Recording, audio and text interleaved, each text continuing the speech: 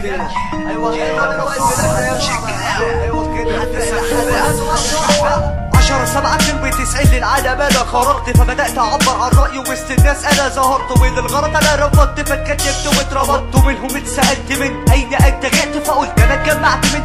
تجمعات ارض الفكر اللي فيها اتزرعت، فاترزعت ألم وما حسيتش بالألم، لان كل اللي انا حسيته انا كتبته بالقلم، فنزلت دموعي الندم وكملت صورة عدم الاحترام، فبصيت على الارض سهم مرسوم للامام، وكان في اخره حائط مسدود عليه علامة استفهام، فخلاص اتبدع الكلام وبقى اشعار الاستسلام، وجات لي فكرة امشي وسط السحاب وهي دي المخاطرة، فانا هربط الحساب انا فكري ميت بالفطرة، فبقيت عبرة لاي محاولة فكر اخرى تفتكر ان انا ينفع ابص لبكرة.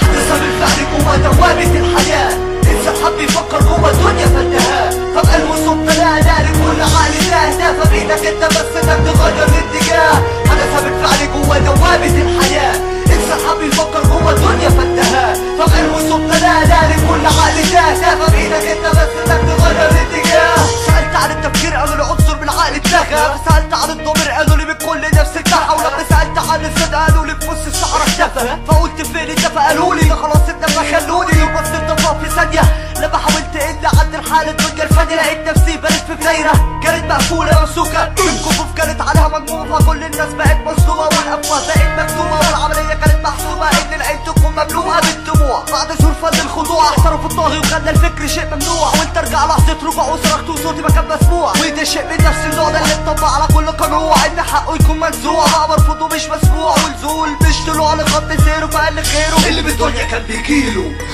وده حدث بالفعل جوا دوامة الحياة، انسان حب يفكر جوا الدنيا فانتهى، فبقى الوصول لا لكل عقل تهدى، فبايدك انت بس انك تغير الاتجاه. حدث بالفعل جوا دوامة الحياة، انسان حب يفكر جوا الدنيا فانتهى، فبقى الوصول لا